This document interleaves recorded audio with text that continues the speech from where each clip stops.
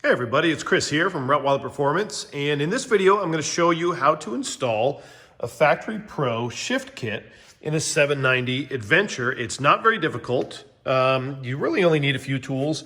An 8mm, 10mm torque wrench is a good idea, and something to remove the big 30mm nut on the clutch hub is really only the most difficult part of this. If you don't have any sort of impact or a way to hold the clutch and remove that nut, this might be difficult, but if you have some sort of impact, then you'll be fine. So we're gonna walk you through this video and show you how to install that. It takes removing the clutch and the clutch hub and the housing, which again, is not very difficult. It's you just gotta know how to do it. And in this video, we're gonna show you how. All right, first of all, you don't have to take the bike apart in this state. We just happen to have it in this state right now. You don't even have to take off the fuel tank. So all we're gonna do is focus on starting at the clutch lever. So we're just gonna remove these two bolts here, but don't remove this bolt. Now you're gonna have to disconnect this to swing this out to be able to remove this, because there is a little hook inside there that is hooked onto the clutch pull tab. So you do have to disconnect these things, but to keep your adjustment, just keep this on and just start by removing those two. Now that the two screws have been removed, what we're gonna do is remove this, and this will swing out of the way. Now when this is out, there is a little claw that comes out from the pull tab, and you'll see it. We'll show it to you when we get inside, but that's necessary to get this off, otherwise it'll hold on to it if it's kept in this position. Next, we're going to remove the 7 bolts from the clutch cover. Now, you don't have to drain the oil or put the bike on its side on this model, because if you look down here, the level of the oil is actually below all this. The sump is so low in this engine, you don't have to drain any of the oil. Now, a little bit of oil might seep out depending on if it's been recently run, but you don't have to do any of that. So you can have it straight on a sand and remove these 7 bolts. Now, this is the only one back here that's a little bit tricky because it's behind the master cylinder. So you may want to get an 8mm ratcheting ratchet or an open end, or if you have a wobbler or something like that, that will certainly help with that bolt. The bolts as removed are going to be 2 lengths. There's going to be a longer length and a shorter length. The longer ones are the 4 on the right. The shorter ones are the 3 on the left, and they fit the cases in the same way. Now that the bolts are removed, we're going to remove this case, and I can do it with one hand. Now, what you're going to want to watch out for are the spacers. So in this case, they stayed in the cases. So there's one spacer there, or locator, I should say, and one locator there. So you can either leave them in or remove them and just remember to put them back in, and that just locates the clutch cover. Now that the clutch cover is off, you can see the forks that grab onto the pull rod on the pressure plate on the clutch basket right here. So they wrap around this and pull it out. So that's the reason you have to disconnect that. Otherwise, these are wrapped around it and you cannot get the clutch cover off. So that's why you have to back this up. Next, we're going to remove these 3 bolts here. Now, this pressure plate is putting pressure on springs, which is in turn putting pressure on this pressure plate right here. So when you remove these, you're going to want to unscrew them a little bit at a time and work your way around, because there's tension on these with springs. So that's going to want to the springs are going to want to push the plate out. So just, turn this one a bit, then this one, and just work clockwise or counterclockwise until they're all removed. And when you remove this, it will be this plate, these 3 bolts, and 3 springs. Now that this group has been removed, we can go ahead and remove the clutch pressure plate, which should just pull right out. Some of the clutch plates might stick to it, but in this case, we kind of set it up to where this can be pulled out. The pull rod is on a snap ring, so that's not going to fall out. And now we're going to work on removing this big nut right here. It's a 30mm. So to remove that nut, you're going to need some sort of impact driver like you see here, or air impact driver or something like that, and preferably a 30mm impact socket. Now, we don't have an impact socket on this, but these have worked just fine. It's a 6-sided socket, snap-on, they're pretty durable. That nut is torqued to 90 Newton meters, so it's on there pretty good. It's about the same as your rear axle. And yes, it's good to have the factory tools to do this, but pretty much nobody has them, so historically, we've torqued these on and off with an impact driver just fine. If you're concerned about getting the torque back the way it was, you can make a paint mark on this nut and then on this hub. And as long as you line the hub up on the same spline that it came off on, and you torque this back on and line up those marks, you're going to be pretty close. So that's a little trick you can use, but historically just torquing them on and off with an impact driver has been just fine. So we're going to remove that right now. If the clutch hub spins, you can also take your other hand and put 2 fingers on the clutch plates and put a little bit of pressure, and it'll stop that from spinning. I don't have 2 hands for this video because I'm alone here at the shop. So that's how to get that nut off. And next we're going to be working on pulling out the clutch hub. So I can pretty much do it in this take right now. If you just grab this guy, all the clutch plates and the clutch hub are going to come out. Now on the back of this, that is a washer that's stuck to it, okay? So I can probably knock that off right there. So remember that washer, but you can pull the whole clutch pack off just like that with one hand. And now we're down to the main basket. Now that we're at the basket, this is the tricky part. It's not hard. It helps to have a small magnet, but what you're going to want to do is get this bearing out from the center. So working it back and forth can help, but right now it's not working with one hand. So usually what we do is we pull it out like this, put a little magnet against that, and then push the clutch basket back in, and you want to work out this bearing right here. That's going to allow the clutch basket to shift over far enough for the gear, which you can see the teeth back here. Those teeth will not clear right here. It's a very tightly compacted engine. It's a neat design, but you have to pull that bearing out right there. So I'm going to see if I can get another video going showing you at least part of that process, and then we're pretty much almost there. There is the shift star and arm in the back there. So you can see I've worked the bearing out a little bit, and I'm basically using just one of these kind of snap-on magnets here, and I've just kind of worked it in and out by pushing the clutch basket in and out. Now at this point, I can pretty much grab it and start to work it out. Now once that bearing's out, we can grab the clutch basket, and you can see now it can kind of move around a little bit. We're going to just move it over to the side, and it'll come out just like that. There is a washer on the back that should stay with the bearing there.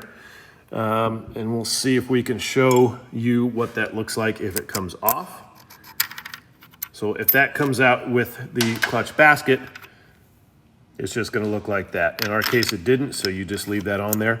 But every time you pull something off, you just want to inspect it to make sure that there's nothing stuck to the back with oil. And when we go to put this back on, we're going to make sure that this gear, this kind of blue gear on the back, meshes with the oil pump gears right there. If you don't get that meshed right, it's going to be a little bit of an issue. At this point, we're just going to remove this arm right here. Now it's under a little bit of spring pressure, not a big deal. And all you need to do is loosen this screw right here and start to pull it out. There should be a little bit of Loctite in it. And it's sprung, so you just kind of want to watch it when you remove it. And then we're going to show you how to get the other one installed once this is out.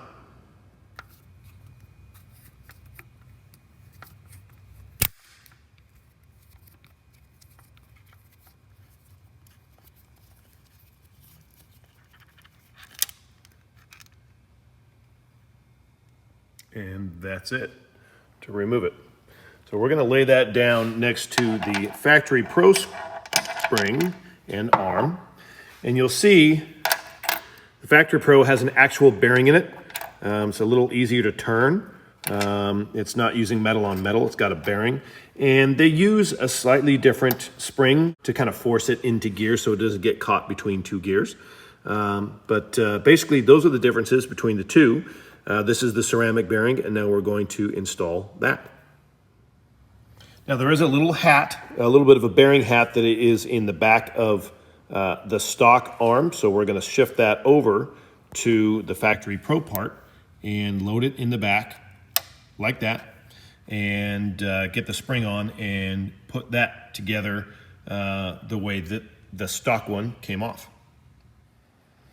Now there is a technique to getting this arm back on and the spring in the right place. And the technique is Load the spring as you see it here. Just push it on the back. You've got the arm, and remember you've got that small bearing hat that was inserted behind the arm. And what that is the bolt is what tightens down on that. It doesn't tighten down on this, and that allows the arm to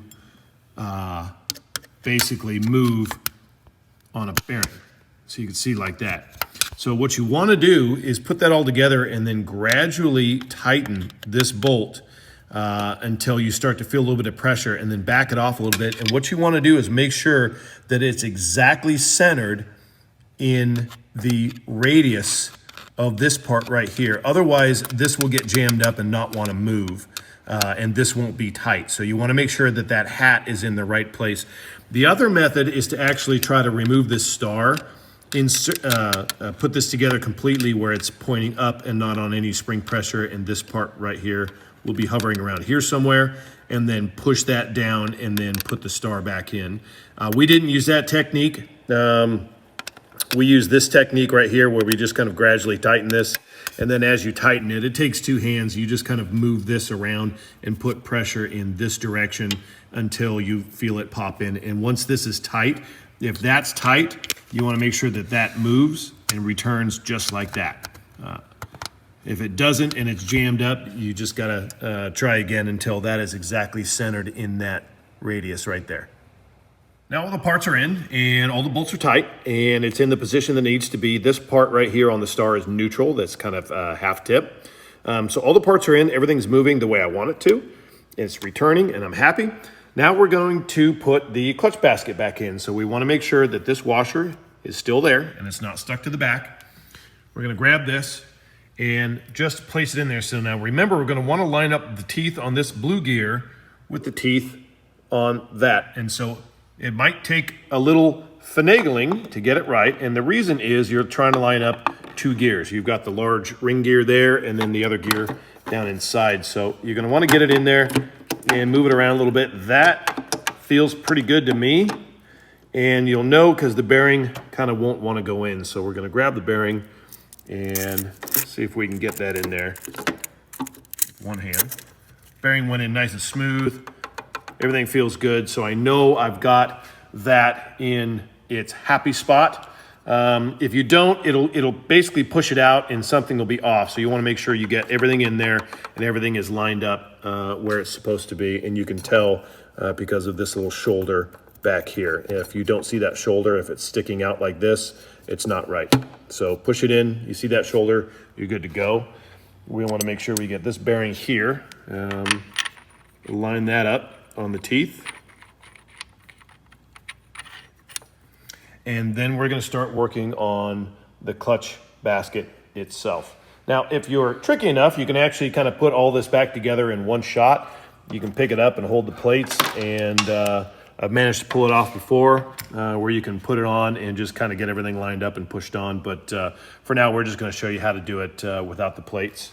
And we're going to grab all these guys and just remove it from the hub like that and start over. So we're going to take these and put them upside down like this and reinstall them. There are some specific clutch plates that are designed to be in certain spots, so don't mix these up. Okay, now we have the clutch basket in. We've got the washer in there. Now we're going to put the clutch hub in. Now there's no indication on which way this goes. You can pretty much put it on any way.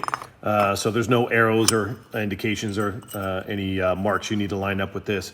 Now we're not going to put the washer and nut on yet, and the reason for that is this thing will just keep spinning. So once you get the clutch in there, it'll actually slow it down from spinning, and it'll allow you to kind of put a little bit of pressure with one hand on the outside of the plates. It'll lock this thing up. You can put the washer and the nut on, tighten it by hand, hold it with one hand, and then hit it with the impact. So for now, we're going to leave all that off, and we're just going to show you how to put together the clutch pack. Now, KTM's clutch packs are a little bit different than you're used to on Japanese bikes. So they've got some bearings and some judder springs that they put in there, and they have these plates you can see that are a little bit thinner this way than the rest of the plates. And they have one of these at the back, and they have two of these at the front. And so the reason is this judder spring fits inside here, so it needs to fit inside here. It does not fit inside these. It won't fit. So that's the reason these fiber plates are a little bit different. So the way we're gonna put this back together is you have a flat spring here, a flat washer that goes on the back, and that's what the judder spring rides on, so it doesn't have to ride on aluminum. Then you're gonna put the judder spring in it. Now, the judder spring is gonna be conical. It's a little bit hard to pick up with this camera, but you might be able to see it there, and you can see the part that kind of cups out faces towards the outside like this, okay? So we're gonna put that part on as well. And so the closest part to you right now should be the outside of it. It should be coned in like this, okay? Not like this. It should be like that. So we're gonna put those two on. Then we're gonna start with one of the thin plates. Now, if you didn't mix these up, you don't really have to follow this, but you might have mixed them up. You don't wanna put the fiber plates in like that. For whatever reason, KTM allowed them to fit like that, but you don't wanna do that. What you wanna do is put them in like that, and then push that guy to the back. Now we're going to go to a steel plate. All the steel plates are the same. And so we're gonna line up the steel plates, push that to the back. Now we're gonna start working on the thicker ones and work our way up until we get back to the thin ones. So if I flip this around, you'll see I've got two thin ones right there. So we're not gonna worry about those till the end. So we'll just keep loading these into the basket one at a time until we get to those. Okay, now we've got all the clutch plates in here. We've made it to our last steel plate that is of the larger size. There is one smaller. We'll show you that in the next cut. So right now we're gonna put the nut and washer on here. It's okay to use a little bit of Loctite. In this case, I'm gonna use just a tiny drop of red. And normally this nut takes 90 Newton meters of torque, but it takes some special tools to be able to hold the basket and everything, which most people don't have. So historically, we've been okay with impacting these things on with either electric impact or an air impact, which is just fine. So you're gonna screw on the nut like that, a little bit of red Loctite or blue, push on the clutch pack, it's enough to hold it, and that's about it. Okay, at this point, you should have all the plates in there, and we should be to the last steel thicker plate. So now we're gonna move down. We should have 3 plates left over, 2 fiber and 1 steel. These 2 fiber ones are the thinner ones, just like the first one you put at the back of the clutch pack.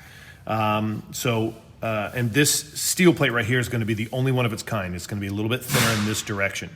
So the first fiber plate is going to get loaded in the same tabs as the rest of the clutch pack, like this.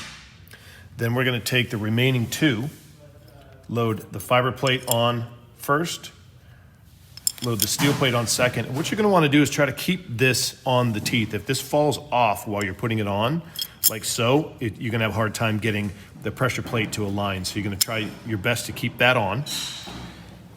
Now, these tabs on this one last fiber plate are actually going to go in between the other tabs here. They're intended to go on this one. So you're gonna line up the holes on the spring towers. You're gonna gently twist in a clockwise direction so you can line up the ramps. And we're going to twist on. So I can already see that I've dropped the steel plate. So I'm gonna show you what that looks like. If you drop the steel plate, you're gonna have a gap and you're gonna have some play in here. Okay, so the idea is once you get it all together, you shouldn't have any play. You definitely don't wanna put the springs in with it like that so you can see it fell down and it doesn't line up with the rest of the teeth. So I'm gonna try a second time. Load that on. Put it over the towers, turn it clockwise. Rotate it around until you can get the ears to line up in their respective spots, which again is in between where the rest of them went.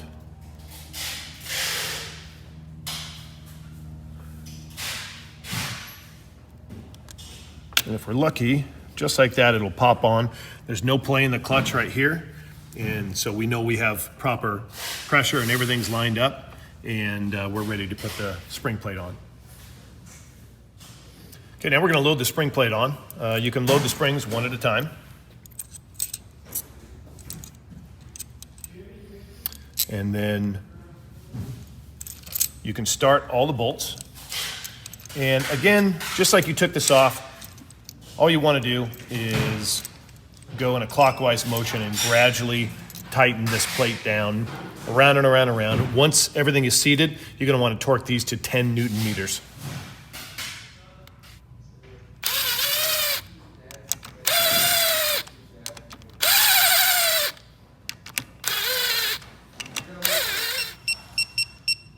So we're going to set our torque wrench to 10 Newton meters and torque all of these.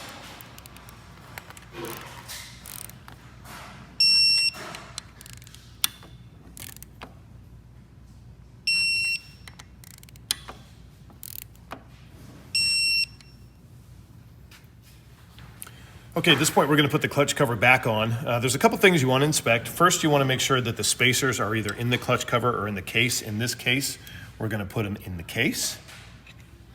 And then you want to make sure that the rubber gasket is still sitting cleanly, which case this is. And then you also want to make sure that you rotate the clutch claw around to where the flat part is showing. Otherwise, it's not going to want to go over this pull rod right here. So just rotate that around till it's flat. And then when you put it on, you'll see the clutch lever move a little bit, which means you know it's engaged. If you rotate it around, you'll feel a little bit of spring tension and then a stop right here, which means you know you have it correctly. 4 long bolts on the right side, 3 short bolts on the left side. Okay, now the clutch cover's on, we're gonna hook the cable on